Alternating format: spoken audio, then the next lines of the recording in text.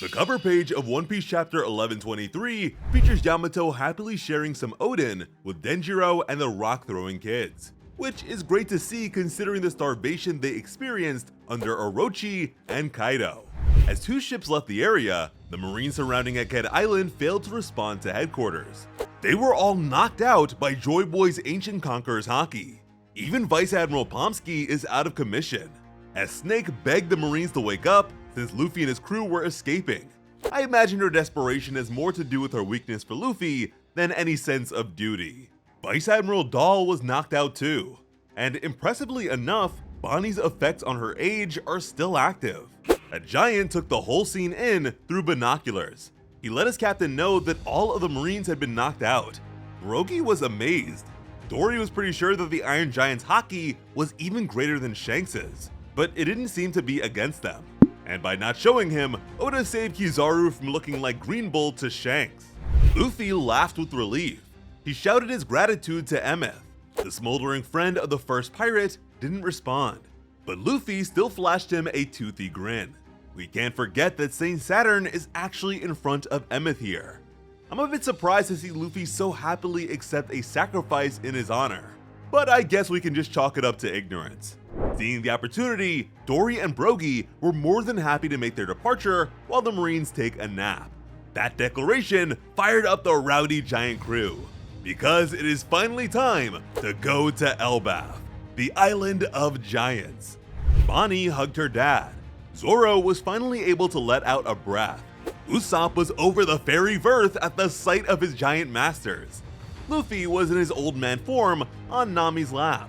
And instead of Sanji complaining about that, he approached Dr. Vegapunk while voicing his concerns about something the scientist said. Sanji admitted that he couldn't follow everything, but he was pretty sure that Stella said some pretty crazy stuff.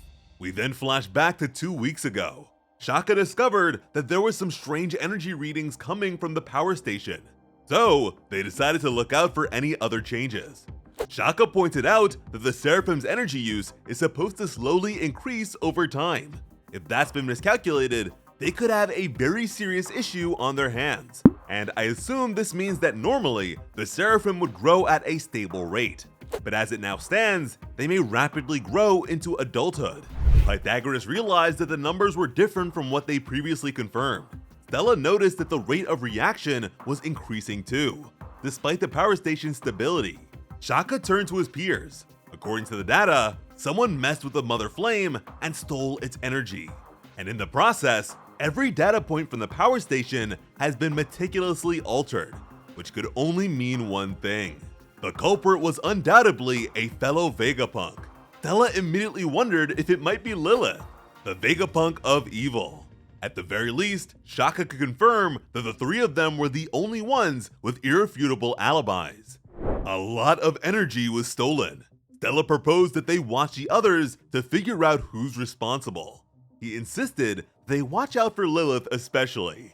They would also need to put their brains into an offline stealth mode. That way, they could avoid having their memories be uploaded to Punk Records. And if it wasn't already clear, it seems like Stella was already convinced that Lilith was the villain here.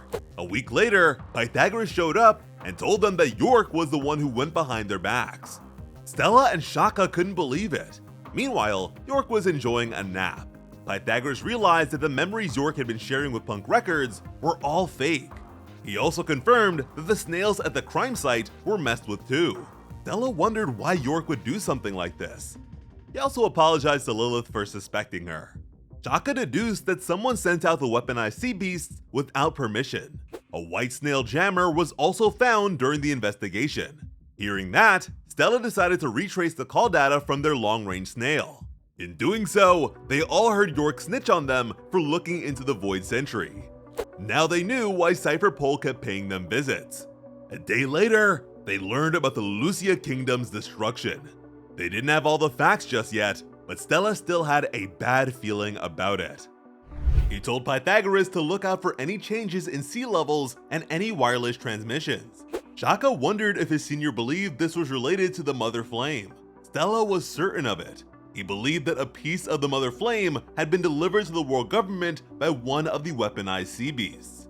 Even without all the facts to confirm, He feared that the world government has one of the ancient weapons and used the energy to fuel it. Even without proof, just saying it out loud was enough to disturb him deeply. He blamed himself for foolishly creating York out of his own greed. They asked Stella if there was any point in capturing York, but the old man knew that it was too late for that. The why of the situation was irrelevant.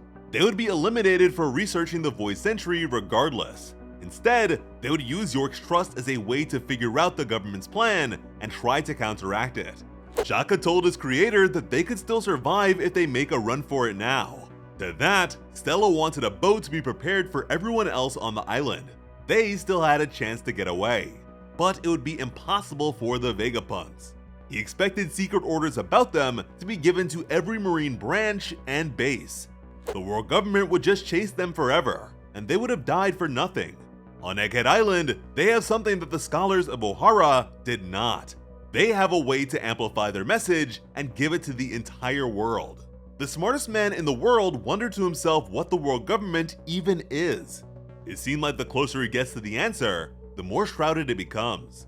But if death was inevitable, Dr. Vegapunk would be sure to make it cost the world government dearly. He apologized for involving Shaka and Pythagoras, but they made it clear that they're Vegapunks too. The punks of wisdom and good were thinking the very same thing. But at the same time, they had to wonder what exactly constitutes as death for them. Technically, this whole thing is just Vegapunk having a conflict with himself. Although Shaka and Pythagoras are dead, it could be argued that they're just projections of their elder's brain. But there was something else that they needed to protect: the cloud loft technology used to create artificial island clouds. With rising sea levels, such a thing could prove invaluable to the survival of their species. Later, York saw Stella in the scrapyard and wondered what he was up to. He greeted her while standing on Emmett's shoulder and expressed that it was nothing special. This is what she later remembered, which allowed her to convey the location of the transponder snail to the five elders. Stella remarked that if their Mother Flame experiments let them move the Iron Giant, it would be a major scientific breakthrough. The traitor merrily smiled and agreed. Internally, Stella prayed that it would never be perfected. 2 days before the Egghead incident, Stella recorded his message to the world. And again, we are able to see the depths of the Doctor's humility. Afterwards, he was sure that their message would be quite the shocker. Regardless, they believed that everyone has the right to know the facts. No one would expect the snail to be hidden inside the Iron Giant. Upon his death, Vegapunk's message would be sent out. With that out of the way, they also needed to ensure that no one would figure it out ahead of time. To avoid tipping anyone off, they decided to erase their own memories. Now that is a bit of technology I'm surprised the world government is not drooling over. They would forget everything related to York's treachery. So they would have to experience the betrayal and fear for their lives all over again. But at least this time, they have a plan for the worst.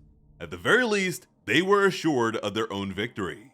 Soon after, they couldn't remember what they were doing. Stella found a note that he left them. He let them know that 2 weeks of their memories had been willingly erased.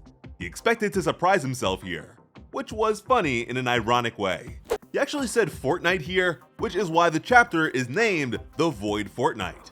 And on that note, I'll be throwing plenty of my time into the Void now that Fortnite's new season is here. They were all shocked to learn that the world government knows about their Void Century research, along with the promise of preparations already being in place. Stella couldn't believe that he was actually telling himself to die. And as if that wasn't crazy enough, Bonnie and Iyanko's crew just made landfall, CP0 was on their way, and a naval blockade was just behind them. One that includes Admiral Kizaru and Saint Saturn, the warrior god of science. Later, while driving down to save Bonnie, Stella expressed his desire to die after her rescue. He told them that they don't need to save him anymore, and that they should just leave him to his fate, which understandably sounded insane to Sanji. Stella admitted that he didn't really have a death wish, but he believed that doing so would set something very important into motion. But Sanji still wasn't willing to watch the old man kick the bucket. Still, Stella had one more thing to tell them. It was about the One Piece. He wants the Straw Hats to be the ones to find it. The smartest man in the world has picked his horse in the race. And and we get to see Luffy and Usopp celebrating with the Giants. Although Luffy wished they would do this a bit later when he's back up to full strength. They're finally off to the land of Usopp's dreams, Elbaf. It is finally time for Usopp fans to rise up. They took a beating with that remastered design of his, but it is not too late to bounce back.